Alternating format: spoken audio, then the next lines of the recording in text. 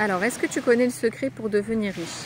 Le rabbi nous dit, à la veille de Rosh Hashanah, il faut prendre un engagement. C'est-à-dire, on appelle ça en je ne sais plus quelle langue, en yiddish, je crois, le pledge. En Rosh Hashanah, il faut s'asseoir avec son mari, en couple, et décider ensemble à quel montant on va s'engager à donner le maaser, c'est-à-dire les 10% sur notre paye, sur tout ce qu'on gagne, tout au long de l'année. C'est-à-dire, on va écrire, par exemple, nous nous engageons avec l'aide de Dieu à donner, par exemple, 1000 shekels par mois ou 200 € par mois sur notre salaire de manière automatique en chaque début de mois de date juive, d'accord, par exemple, sur le calendrier juif.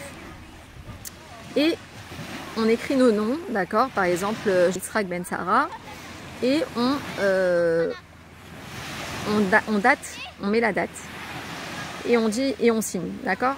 Et avec ça, on ira à Rosh Hashanah à Yom Kippour à la Shul. Et en fait, ce que le rabbi nous explique, c'est que le secret, c'est de choisir un montant qui n'est pas exactement selon nos moyens, qui est un tout petit peu au-dessus. Pourquoi?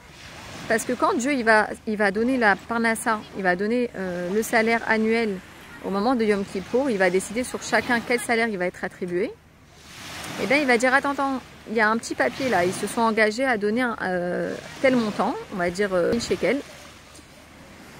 Et en fait, nous, on avait prévu de lui donner beaucoup moins par mois. On avait prévu, on va dire 1000 shekels, le salaire, le maaser, le 10% de 1000 shekels, ça représente un salaire de 10 000 shekels. On est d'accord?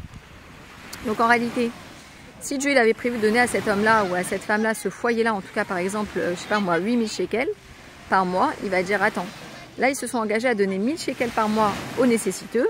Eh bien, dans ce cas-là, on va augmenter un petit peu son salaire mensuel. C'est-à-dire que s'il s'est engagé à donner 1000 shekels, on va lui augmenter son salaire à 10 000 shekels. D'accord? Ça peut être en euros, ce que vous voulez. Mais vous avez compris le principe. Et en fait, quand Dieu il va voir cet engagement, il va dire, alors je fais bien de lui confier mon argent. Parce qu'il ne faut pas oublier que quand quelqu'un il a de l'argent, c'est Dieu qui compte sur lui et qui lui fait confiance que l'utilisation de cet argent, il va être dans de bonnes dépenses, dans des bonnes choses. C'est-à-dire qu'il va bien dépenser l'argent. Et il ne va pas oublier de donner ses 10%, voire 20% aux familles nécessiteuses. D'ailleurs, la Torah elle dit que si Dieu il dit lui-même, testez-moi sur ce maaser. Ça veut dire, je vous jure, je vous fais la promesse que quand vous allez donner 10% de votre salaire, moi je m'engage à vous donner encore plus.